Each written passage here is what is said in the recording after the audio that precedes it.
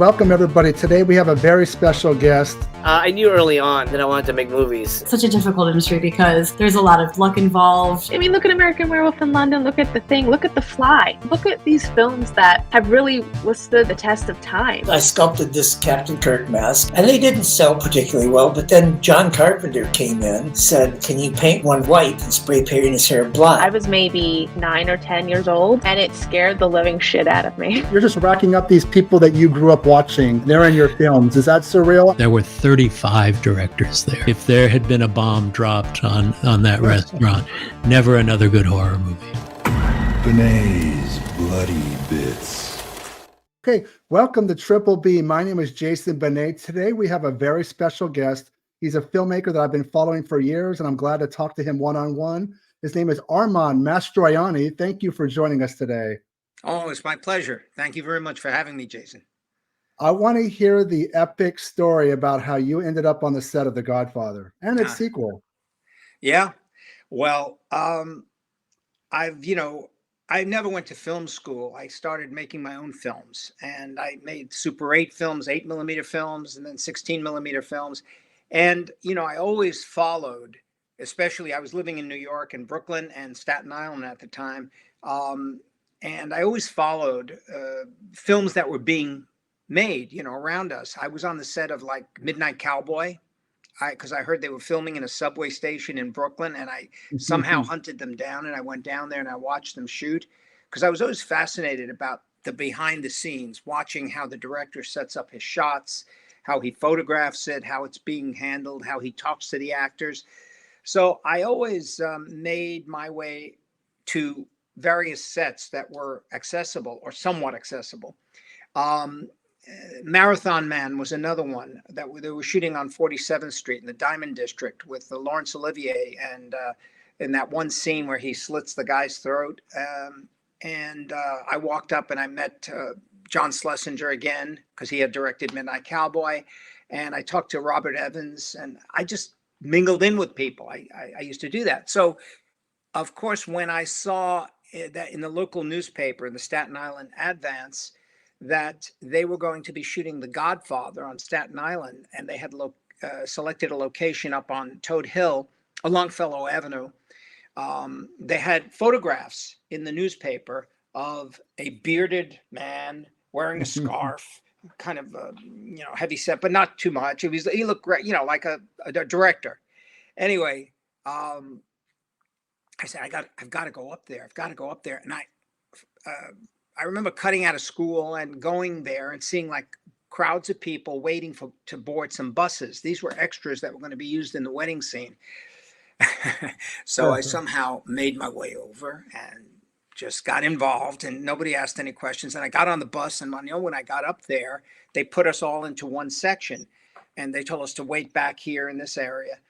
And I saw who I now knew was Francis Coppola walking around arguing with the cinematographer Gordon Willis, who was looking through his the scope there to check the light. And he says, no, we're not shooting, Francis. We're not going to shoot until later today. The cloud cover is not right for me, and that sun is going to pop in and out. And Francis was yelling at him, and it was a tense moment. But I figured this was my only opportunity to talk to him. So the minute Gordon Willis walked away, Francis just kind of huffed off, and I walked up. I said, excuse me. And he said, yeah, what? He was like kind of pissed, So I said, I have to ask you, I make my own Super 8 films, 8mm films, and I want to be a director. And is there any way you could please allow me to stay here and just watch? I want to learn as much as I can. And he looked at me for a second and he said, sure, no problem. And he took about maybe 3, 4, 5 steps away, and I heard someone, hey, and he put his hand on my shoulder. What are you doing here? He turned around. Coppola turned around and said, it's okay. He's with me. Come over here. And I went with him, and I literally sat next to him, and he invited me back for the next 2 days to watch them shoot various scenes from the wedding, and then scenes in the garden with Marlon Brando and Al Pacino. And it was like an event for me. I've never experienced anything like that. I mean, sitting right next to the director, and he actually got me lunch. He went and got those boxed lunches and gave me lunch. And he says, come back tomorrow if you want. I said, I definitely will be here. And I watched him shoot, the scene where Al Pacino and Diane Keaton were sitting at the table, and she's clapping and all excited. I didn't know your family knew Johnny Fontaine. And he goes, yeah, my father made a deal. But when they shot that, they were looking just at those two actors. They were looking in that direction. And there was no one, all the extras, the wedding people, and all the commotion that was going on behind the camera wasn't there. There was one man waving his arms up and down as though there was to create the sense of commotion going on, and she's like reacting to it.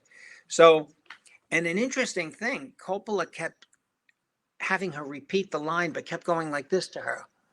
He wanted her to smile more. And so I didn't know your family knew Johnny. And I said, geez, that's the way you direct. You make, make faces at the actors.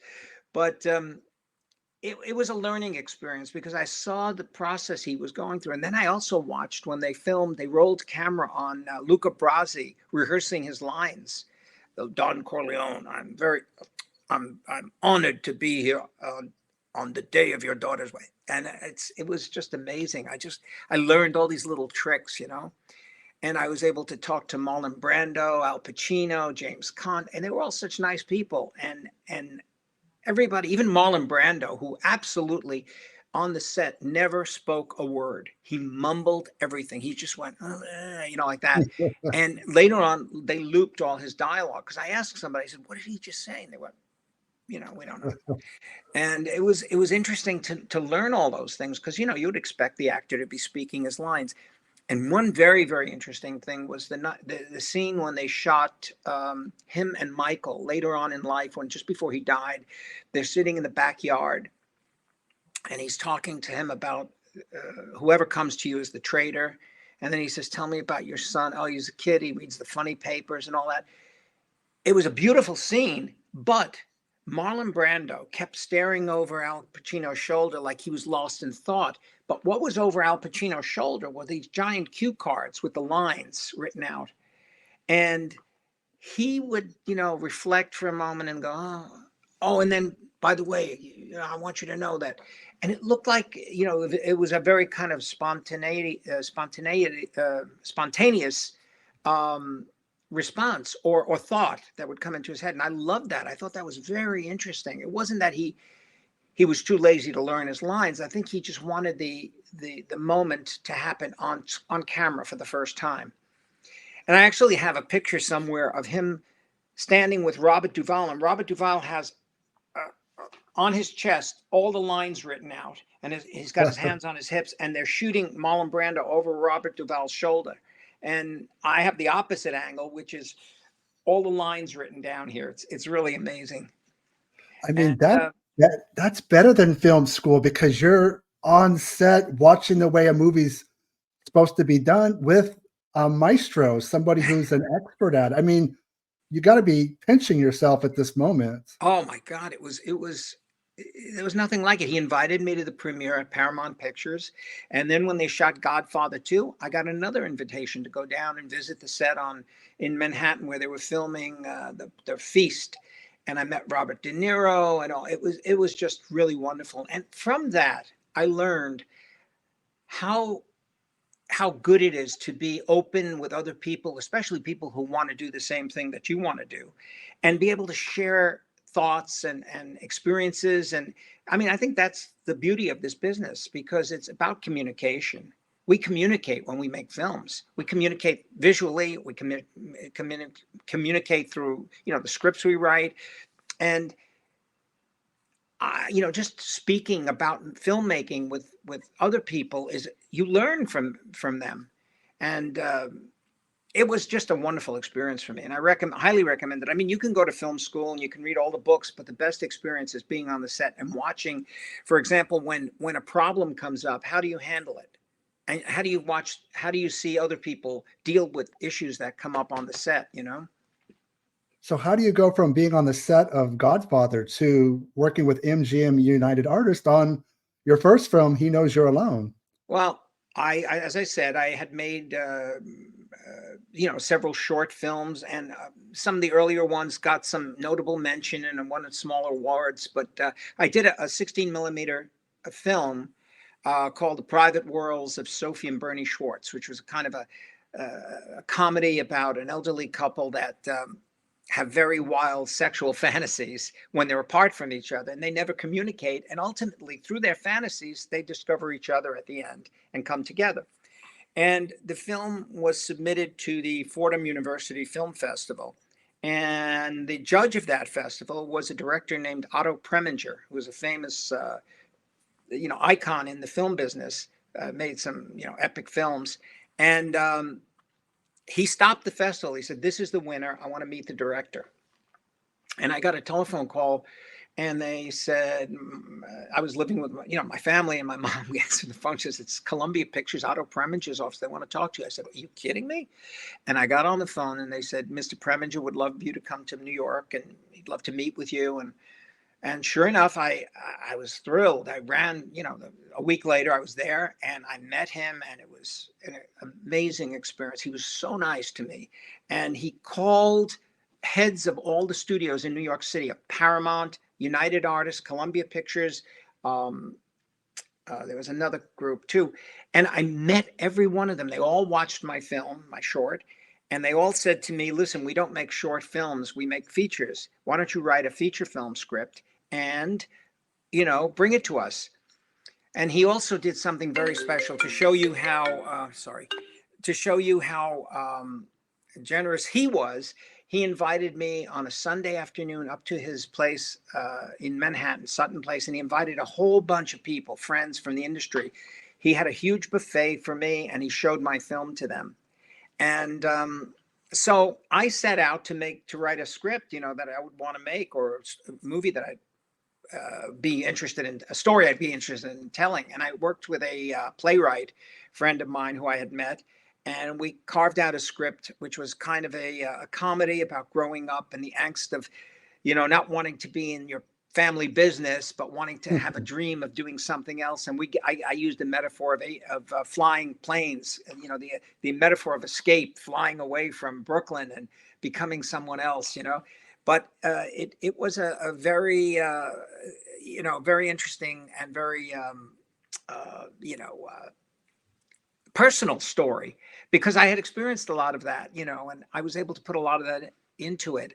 And the script got finished, and I gave it to an actor who was in the neighborhood who I didn't really know, but I called him up, Vincent Gardenia. And he was reluctant to read it at first because he figured it was going to be some, but he called me about 2 weeks later, and he says, "I got to tell you, I love this script. I want to do it. And not only do I want to do it, but I gave it to my agents at the William Morris Agency, and they want to meet you." So I went down and met the William Morris Agency. They signed me, and they got the script set up with Palomar Pictures. Now, the person that was doing the movie at the time was a director named Ivan Passer, who I became very good friends with, because he ultimately was going to direct this script that I wrote called Rapallo and Sons. And the unit production manager who budgeted that film for Palomar, said, "Hey, in the meantime, do you want to make a movie?" And I said, "Of course." And he said, "Well, I've got these 2 Broadway producers who have some money, and they want to make a horror film. Do you want to make a horror film?" And I said, "Sure, of course. I want to make anything." "Well, come on in and meet them, because I showed them your movie, and they're interested in talking to you." So I did. I went up and I started pitching them the idea, which was the rough idea of He Knows You're Alone, which is about a killer in the woods and all that stuff. And they weren't very impressed. And we talked about, different ways of doing it. And a friend of mine, in the jewelry business also, he worked for his dad. I was working for my father during the summer. And we used to meet, and he loved movies too. He had actually written a script that they made called Pinsky for Robbie Benson. And we started tossing around the ideas for a horror film. And I kept saying, what if we made a movie about, really interesting, safe places, and inserted the horror in there, made it creepy as it went along. It got darker and darker. And, we started tossing around the ideas. And ultimately, to make a long story short, we went in, all right, I went in actually, and I pitched the idea to them, and they said, okay, we'll do it. And at the time they had a tentative deal with Sam Arkoff of AIP. That was a company that was making the lower budget horror films, and they were going to do a 50-50 split on the budget. And we had it all budgeted out. And then at the last minute, we were all set to go. And Arkoff called them up and said, I'm going to have to pull out. I'm going to get involved in a different film. I can't do this one. So they were going to scrap the movie. And I said, why? Why are we doing that? We can make this movie. And he goes, well, how? We can't make it for what we have. And I said, sure, we can. And we can make it on Staten Island. I'll get my friends involved. It was non-union, very low budget film. And that's what happened. We did. I got together with some of my friends that I used to make films with, and 16 millimeter films and stuff like that. And we hired a few people, and we made the film. We made it in a short period of time, and it got picked up. After it got done, it got shown and got picked up by MGM UA. That's how that connection happened. Did you feel any kind of pressure? Like the late 70s, horror was really booming. Was there any kind of competition in your mind, thinking about other horror films or slasher films that really kind of like made their mark in the genre, or did you just kind of do your own thing? A little of both. I was aware of the slasher film becoming very explicit, in the sense that you'd see a lot of the gore and everything on screen. And I was a little more interested, because I was a huge fan of Hitchcock, and I was more interested in the buildup, the suspense, the tension, the payoff to me was just the payoff. It happens. And there was a lot of that going on at the time. Well, there were a lot of films that were being made at that time. In fact, a very good friend of mine, Bill Lustig, who made Maniac at the time, it's a completely different film. I mean, he was very graphic in his film, and I wanted to be different. I wanted to be something more of a suspense thriller than just a gross out horror film. But there wasn't any pressure for me to make it that way. Nobody ever said to me, "You've got to make this much more bloody." I mean, there's some bloody things in there. I mean, there's a head in the fish tank and stuff like that. But and the stabbings are kind of reminding. It's a kind of inspire of Psycho.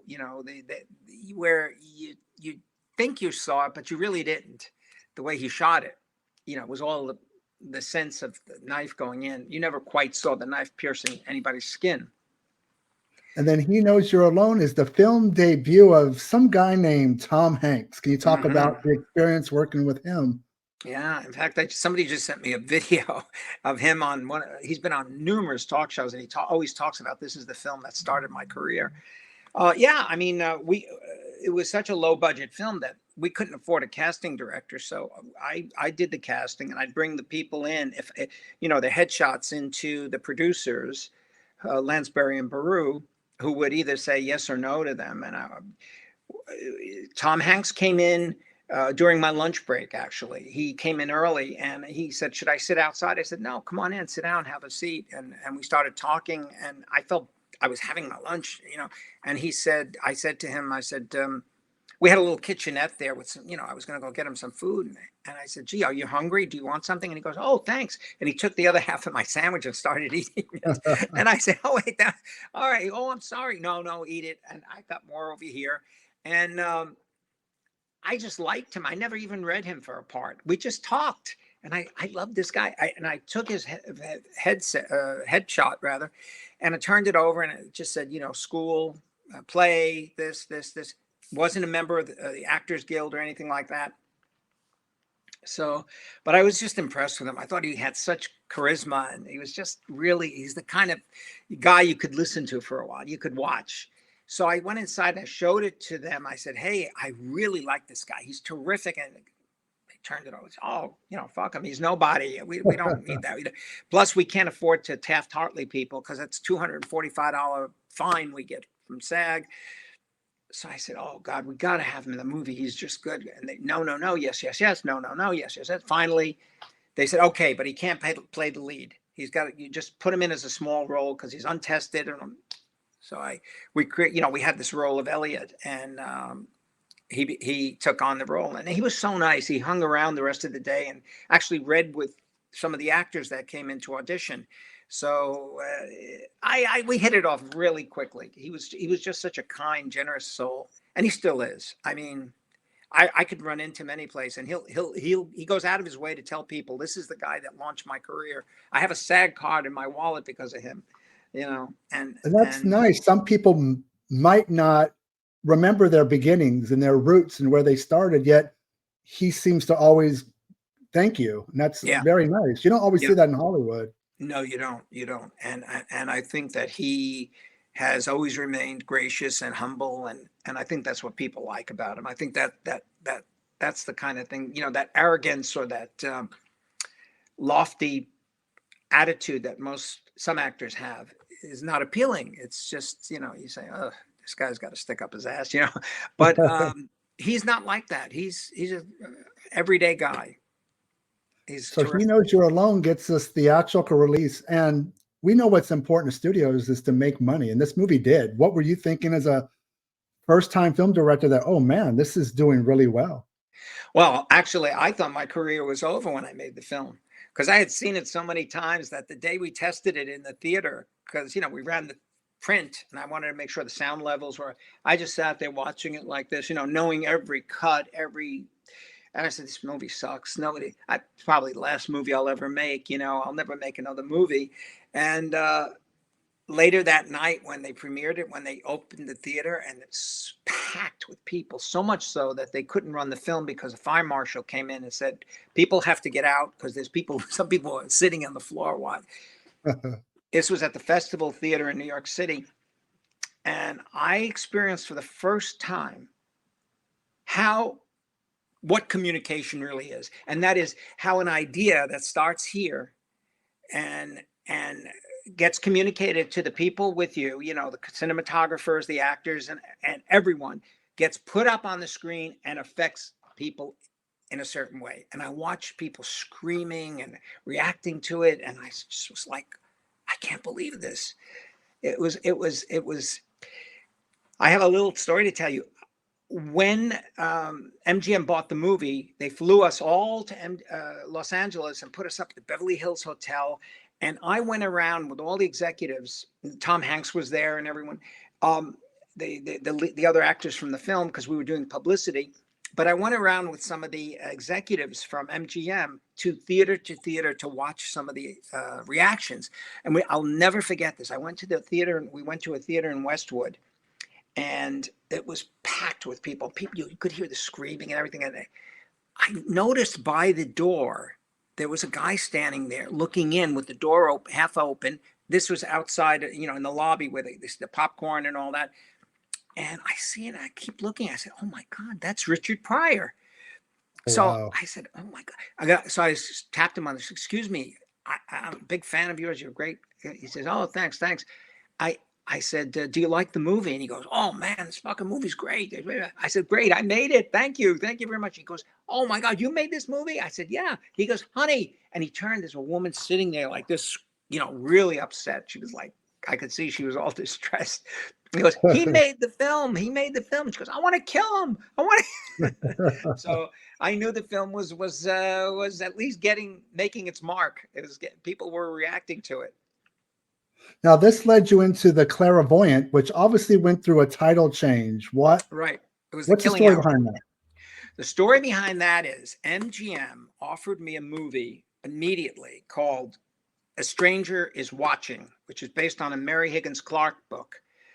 And they said, you know, we want you to do this movie for us. And I was like, oh, wow, I'm going to make a movie for MGM now and all this stuff. But then I get a telephone call from Warner Brothers saying, William Friedkin wants to meet with you. I said, oh, my God, the guy who made The Exorcist, The French Connection, you know. So I go over to meet with Billy Friedkin, and you know, I'm waiting in his office, and his secretary says he'll be with you in 1 minute or two. And certainly then the door opens, and then he's wearing this like kind of white jumpsuit, and he comes out and he says, get over here. And he puts his arms around me. He goes, your picture scared the shit out of me. He says, it's fantastic. How'd you make this movie? And blah, blah, blah, blah, blah. We started talking. Come on in, sit down. And he hands me a script, and he says, I want you to make this for me. I said, what, you mean you're not going to direct anymore? You're not going to make any more movies? Said, oh, of course I am. I want to produce films now too. I'm producing films like for, young directors like you. And I said, oh my God. And he goes, look, tell you what, go home, read the script. And then are you free for dinner? Maybe Thursday night, and we'll go out and have dinner and we'll talk about it. And I said, absolutely. Absolutely. Who's going to pass up that idea? That offer. Well, I get to the car and I can't even start it to go home. I have to start reading the script, and I start reading it, and I'm reading it, and I'm reading it, and I'm reading it. And I'm going, this is horrible. It's a terrible, it was just a rehash of exactly what I had already made. But, just events of killings and killings and killings. So I said, Anyway, I went back to the hotel and I finished the script, and I realized it was the worst.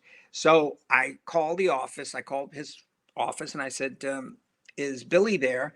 And she says, he's on the phone. What's up? I said, well, I'd just like to tell him I finished the script. So she said, okay, I'll have him call you back. So about an hour and a half later, I get a telephone call. It was him.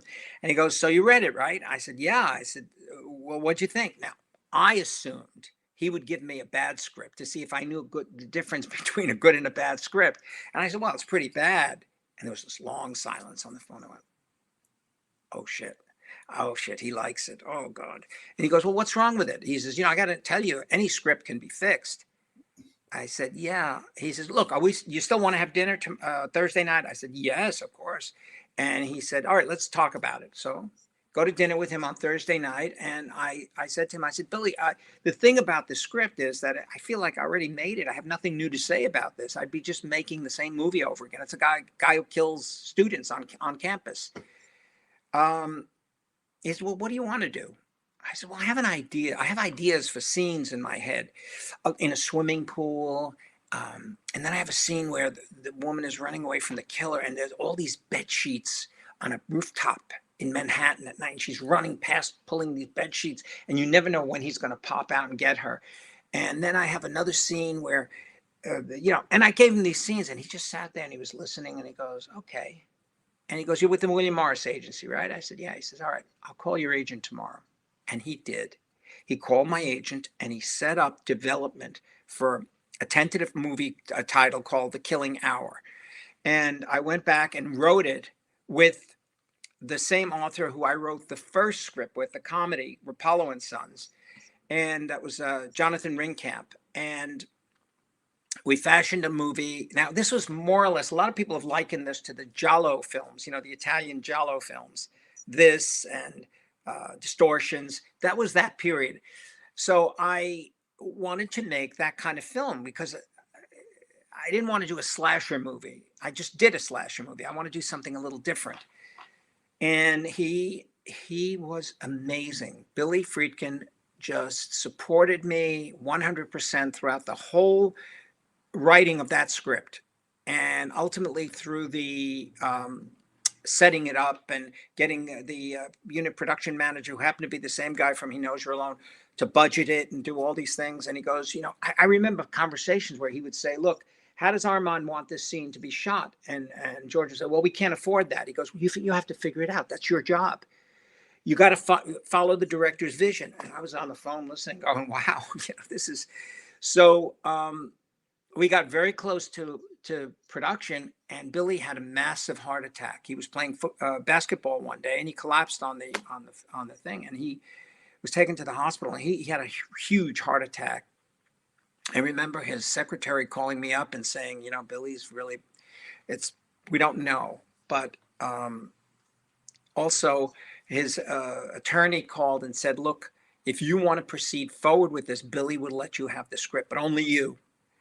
And the only thing he wants is whatever it cost up till now for, development fees. So I said, okay. And of course, the guys who made He Knows You're Alone had just come into a windfall from MGM, because MGM paid a substantial amount of money for the film up front for the, distribution rights. And so they decided to produce the film. So it was the same team. I went on and made The Killing Hour, later on The Clairvoyant. When it got sold to 20th Century Fox, they changed the title. And we shot that all in Manhattan also. And I was able to create the movie around the scenes that were originally playing in my head. So that's how that came to be. I mean, it's such a New York film. I watched it again last night. Having not seen it in years, I forgot who the killer was, and I won't say who it is, but I didn't know until the end. And it's very giallo. I definitely see some Dario Argento influence, but it's your own film. It's very polished. I don't think it's horror. I think it's more suspense thriller.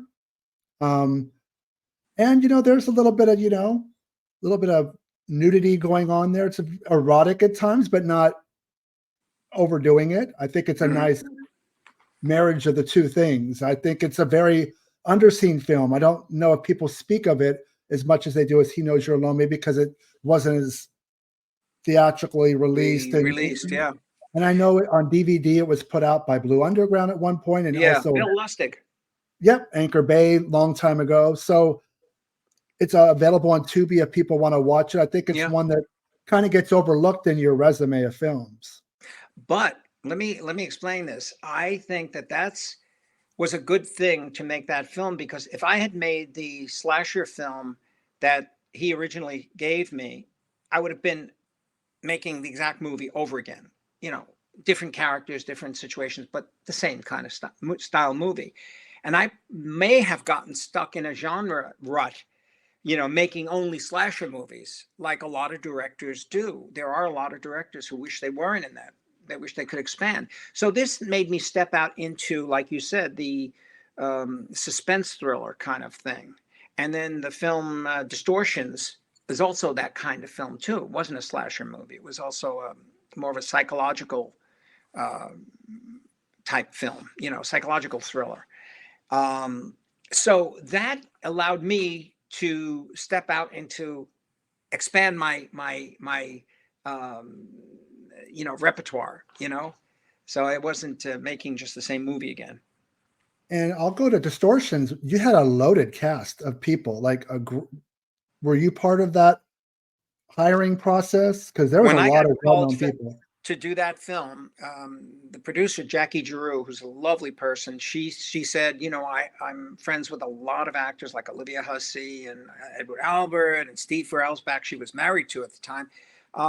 And I said, I love them. I love this one. I love that one. I love Eddie Albert Jr. He's this, he's that. And let's get this guy, that guy. And we put the film together that way. And it was, it was a low budget film. And, it was fun to make. It was really fun to make. And the actors were great to work with. And that's a film, and correct me if I'm wrong, I don't think it's been available since VHS as far as physical media goes. You see, that's what happens sometimes to these independent producers when they go to sell their films and it gets caught up into for example, Supernaturals was sold to, what was the name of that company?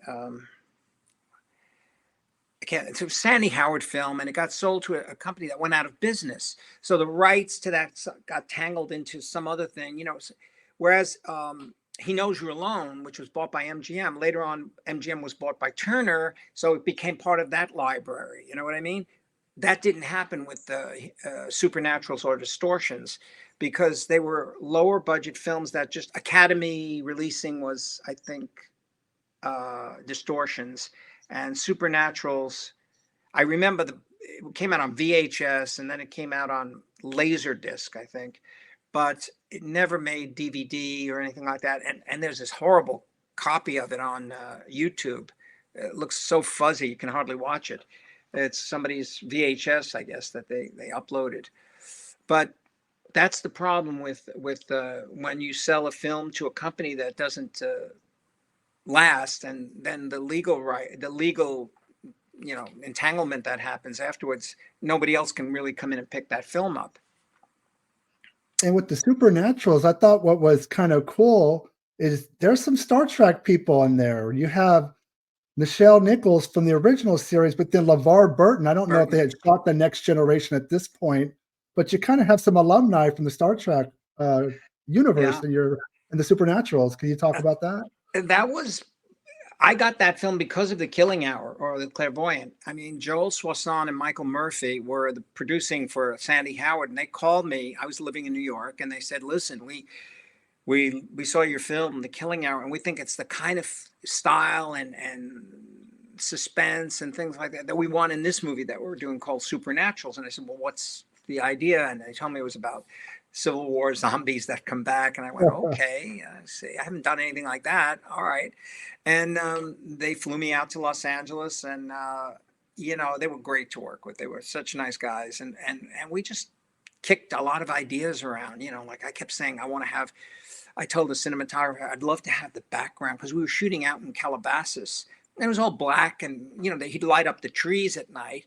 But I said, you know, I really want the sky to have this kind of like unearthly kind of look. I want like a deep purplish blue in the background. So we actually hung tremendous, background Skypes hanging down like and he projected these lights from behind this. I forgot it. Peacock blue or something. I forgot what he called it, but it gave the film the film this kind of eerie look. And then when we smoked it up in front, it was just really interesting. So I mean, it was playing around with visual ideas that would pop in your head, and you say, I mean, see, that's the whole process of making a film. You come up with an idea, and then you say, like, okay, Jason, you're the cinematographer. How do we? I want to see this, but I don't want it to be obvious. I want it to be subtle. I want it to be there. I want the audience to feel it and not be looking at it constantly. So you say, okay, let me show you some different things, you know? Horror films in the Civil War, there's not many films that touch on that. Now, the young boy with the powers, what is it? You know, he's able to bring his mom back from the dead. Yeah. What is his thing? What is he about, really? Well, talking about a movie that was like years and years ago. He apparently had these powers, like not clairvoyant, but you know, the ability to summon things, like in Carrie almost, you know. And he was able to bring her back because he loved her so much. He didn't want to be separated from her, but he was also the one who was able to make it across the field, because they had set all mines in the field, and they told these guys to march across the field and they would blow up and all that. But, you know, he was the special kid in that movie. Just like in Cameron's Closet, we had a special kid. I have to give a shout out because my wife loves Grease too. Yeah. And then you have Maxwell Caulfield in the film. So just if she ever watches this video, I have to mention Grease too. She thinks it's better than the original. Maxwell had just finished a film for Sandy Howard called The Boys Next Door with Charlie Sheen. Penelope Spheris directed it. And Sandy Howard says, how would you like to use Maxwell Caulfield? I said, great, but he has an English accent. He says, no, he's not. Doesn't. He's an American. I said, no, he's English. And Sandy said, absolutely not. He just made a movie for me. I said, but I happen to know Maxwell Caulfield is from England. But anyway, when I got to meet him, I spoke to him and I said, how did you pull that one off? He says, well, I knew Sandy wanted an American speaking guy. So that's what I did. And he says, but he definitely was English, but he was terrific. I loved working with him. He was so nice, such a nice guy. I mean, down to earth. Another, you know, my experiences working with actors has been wonderful. I mean, you know, actors that have horrible reputations, I've worked with some of those people and never experienced that with me, because I think the first thing I do is I don't attack an actor with directorial statements.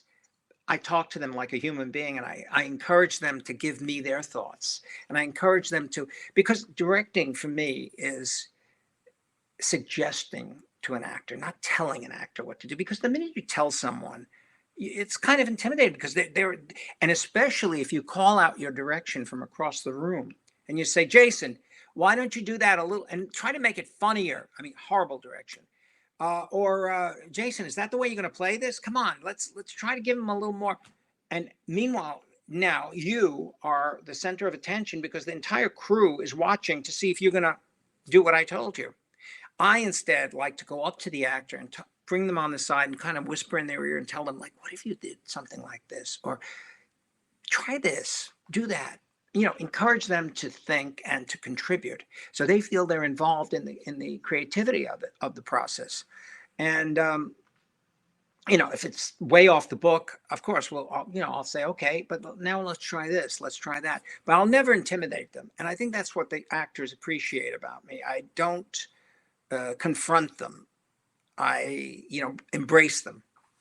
Well, that's smart because you're not being authoritarian. You're being like, I want to help you, work with you. It's not about putting you on the spot and making you look bad, which is some directors do that, but it's good that you don't do that. Well, some directors are interested only in, I know some directors who just want to get through the day. I know a director who sits in his chair and reads the newspaper and he goes, okay, we're ready? Ready? Okay, action. Yeah. Is that good? Is that good for you? Good. Okay, cut. Let's try one more and then let's move on. Well, that's not filmmaking. That's like working from your office. And I like to be right next to the camera. I like to be close to the actors. I like to sometimes whisper things as they're doing stuff because I know we can take that out later on. And I think, they see my enthusiasm for making the film or my enthusiasm for the project. And I think they feed off that too. It becomes kind of infectious. You say, gee, I love coming to work, where some directors, and ones that I know very, very well, will threaten people on set just to show their authority. Will fire people in front of other people, and I think that's the worst possible thing you can do, because then you have your crew coming to work every day, not knowing if they're going to, if their job is secure or not. And, they worry about, what's going to happen in the next day or two. Whereas I like it if people come in and they also come enthusiastically and maybe come up to me and say, hey, I was thinking in the scene you're going to do later, do you want her to wear this, or do you want him to have this with him? And they were all contributing. And even though it might not be the thing I choose to do, I like it because they're enthusiastic about coming to work, as I am. So I try to create that atmosphere. Now, with Cameron's Closet, you get into creature feature territory. Did you find it exciting to do something that was more like a telekinetic monster film and, with the Aztec demon from hell? This is definitely something different for you. Something different. Yeah. Again, stepping out of my genre and doing something else. When I was approached to do Cameron's Closet and then later another film for this company called Double Revenge, I met with the producer, Luigi Cingolani, who was terrific, a very, very nice guy, and would encourage me to say, what is it that you see in this story? Now, you have to remember the book called Cameron's Closet, written by Gary Brandner, who had written The Howling, which I loved, Joe Dante's film, was a story about a kid with a monster in his closet, a real monster. And I said, gee, how I have to deal with reality, and it's got to be real to me. Otherwise I can't make it work. So I sat and talked to him and I said, look, I have a completely different take on this. You want to hear it? And he says, sure. I said, what if Cameron's closet is Cameron's brain, Cameron's mind, Cameron's head? That's the closet. That's where the monster is. And he could conjure it up, or he can, control it. He can do whatever he has to do. And Gary, I'll never forget this, said, wow, I like that. I wish I would have thought of that when I wrote the book. And we sat down and we rewrote the script. And I wanted to tell the story about how Cameron, this little kid, was, controlled by his dad, who was somewhat of a scientist who wanted to explore the psychological mind, and the powers that he knew his son had. He had the power. The son had telekinetic powers, and it goes awry. It goes awry, and there's something that happens that enters into this dark place. From a dark place, something enters into Cameron's mind, and that's this demon, and it begins to. For example, his mom and the dad are divorced, and the mom is hanging out with this kind of a jerk Oh. of a guy, and he harasses Cameron and everything. And of course, Cameron retaliates through the monster. And it was a lot of fun making that movie because it was seeing it in your head and then putting it on the screen. And there was a moment where, and the producers were so generous with me. They were. I mean, they had a limited budget. They had a budget that they didn't want to go over. But I went to him one day and I said, I have this idea, and he said, what? And I said, I want to see the demon try to kill Cameron. And he goes, oh, how? And I said, I used to, when I sleep at night, sometimes I look up at a ceiling fan and it scares the hell out of me because I always wonder if it's going to come down and cut me up, or fall on me. But what if the battle happens where the demon starts to pull Cameron closer up the wall, across the ceiling, closer and closer to the ceiling fan, almost like in the silent film where the woman is tied to the, I think, railroad tracks or something like that, and the train is coming. That idea. And he went, wow, that's great. And we talked about how do you make this happen? And the only way to do that was the way they did Fred Astaire dancing on the ceiling, is by building the room in a gigantic drum and slowly turning it so that, gravity would pull him to the wall, then to the ceiling as the room turns. And the camera has to be mounted so that, as it's turning, it's following the actor. And you see the room going upside down, but the actor is standing straight up all the time. So that was a huge expense, but they went for it. And they said, that's a great idea. We want to do it. And we shot that sequence. And I think that was a good sequence in the film. And the important part of the film is the creature, which you don't see it too much, but when you do see it, it needs to look good. How did you bring in Carlo Rambaldi, who was known for creating E.T. the Extraterrestrial? Well, again, this was a friend of Luigi's. And he said, Carlo, we don't have any money. You got to do something. So obviously Carlo was limited. He also did King Kong and stuff like that, He came to me and showed me this broomstick with this puppet on top of it, this monster. And I went, and he would pull a string and the mouth would open like that. I would go, oh my God. I really thought it was bad.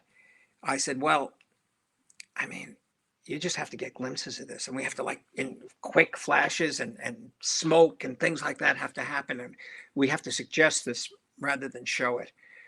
And kind of like Jaws, where you didn't really get to see a lot of the shark until the end. But I felt that this was the way we could pull that off, because it really wasn't very, it wasn't a very good creation. But Carlo, bless him. He was given like $5 to make it, so that's what he could make. But I think the less you see of it, the better it is. The more frightening it is, because it's what's up here again that matters. It's not what you see, what your mind sees. But for what we do see, this is probably the most visceral of your films. There's quite a, there's a decapitation. There's quite a bit of the late 80s kind of with the special effects. I feel like this film kind of hits on those things that are important to a movie that, you want to sell it to the direct-to-video market or whatever. It's got to have the cool monster. It's got to have the gore effect. You remember we had a decapitation in He Knows You're Alone. The head was in the fish tank, but you didn't see that. You just saw him come with the knife and that's it. But in this one, you actually see Tab Hunter fall off the ladder, right? And the knife turns up and you see the head roll off, So that was the first time I ever showed something like that. Well, and also I like the scene where Cameron's mom, her new boyfriend, is a jerk.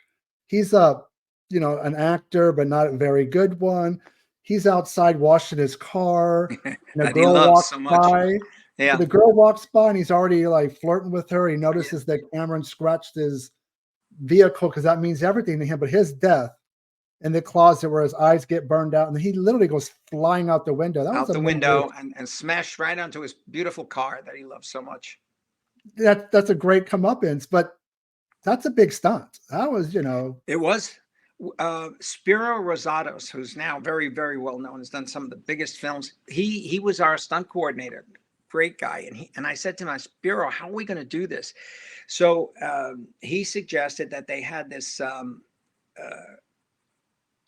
So we were on a set for the inside of the room. We actually built all the sets for the interior of the house, and then he had this wire on him that pulled him straight across the room. And then we cut and we went to the real location, and we put a fake window in up at the top. And again, he was wired and pulled out of that on a decelerator to hit the car. His body came out of the window and he landed on the car roof.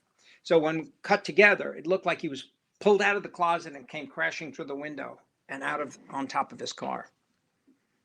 You've done a lot of work in television. There was a show on NBC, early 90s, Friday nights at 10 p.m. NBC must have wanted this show to never make it.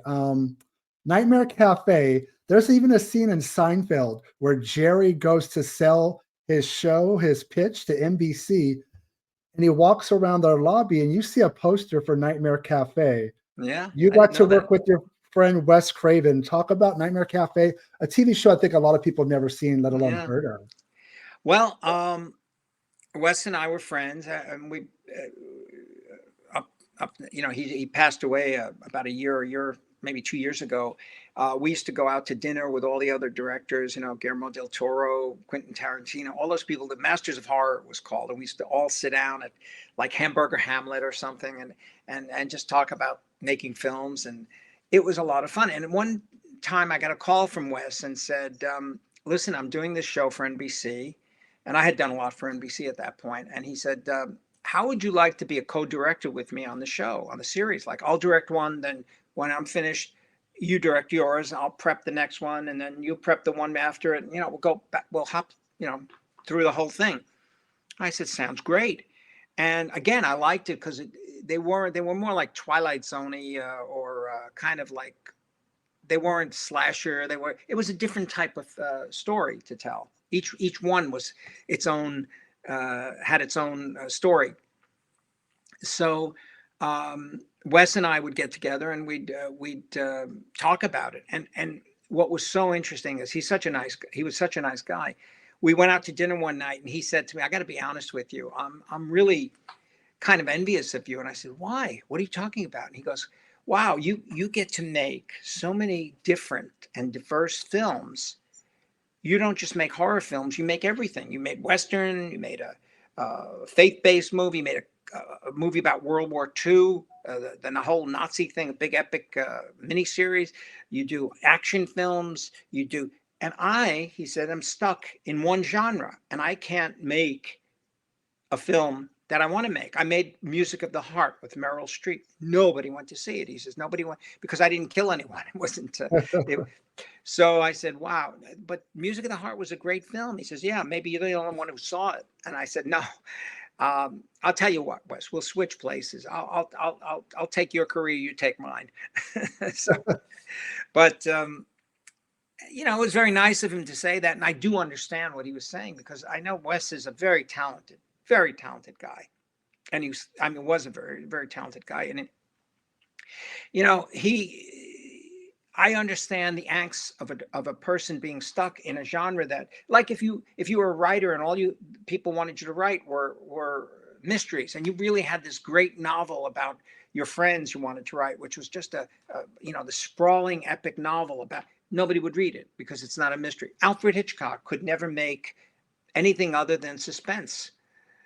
He tried once or twice and nobody really liked those films, because he was the master of suspense. So I understand that, and I do understand why Wes said that. And I wish he would have been able to make other films. I think people should have seen, could have seen he had a great talent. And then for Nightmare Cafe, because obviously Wes had a great working relationship with Robert Englund, you got to work with him. And can you talk about, working with one of the most famous, he's an icon of the genre. There's not many people who could say that. Well, most of these guys who play really horrible characters, and are such sweet guys. I mean, they're really nice people. The killer and He Knows You're Alone was such a nice guy. I mean, Robert Englund, perfect. He's a really nice, funny guy. But these are actors, and they have to play the role. Of all the films that you've done, ones that we haven't spoken of yet, what is the one that you would want people to check out that, it doesn't get brought up in interviews and doesn't matter the genre? Yeah, well, I mean, each film has something special for me, because even the ones that I did that I wasn't so crazy about, because I always believed this was going to be my last film. I'm never going to work again after this. But, and then there were times when I was doing like 4 a year, which was too much for me. I just didn't want. I wanted to take some time off. But there was one film that I really had was just so interesting for me because it was so historical. Was The Ring.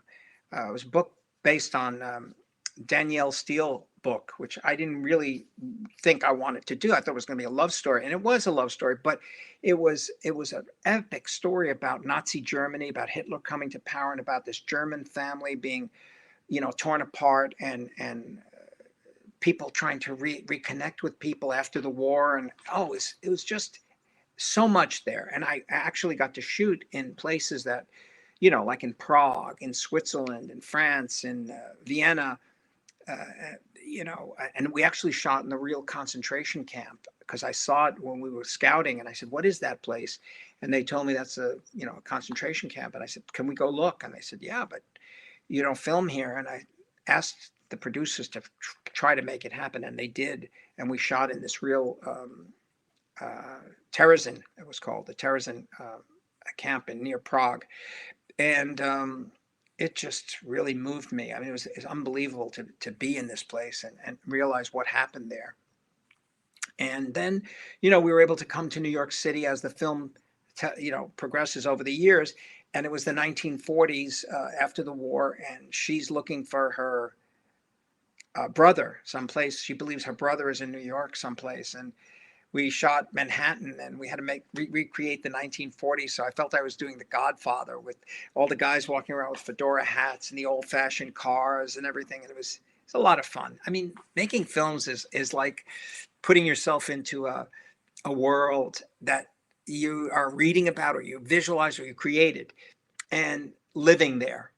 That's why it's a lot easier for me to deal with the reality of what's around me, and less so when you have to deal with all this, green screen and AI today that is so depersonalized. You just have an actor in front of you, and you got to imagine that around him is going to be all this stuff, and you can't really interact. You have to be, you can actually see a rendering of it on the video monitors, but it's not as real for me as actually putting people in a location and having them dressed up, and putting old-fashioned cars on the street, and recreating, fixing buildings to look period-like, and changing lampposts and stuff.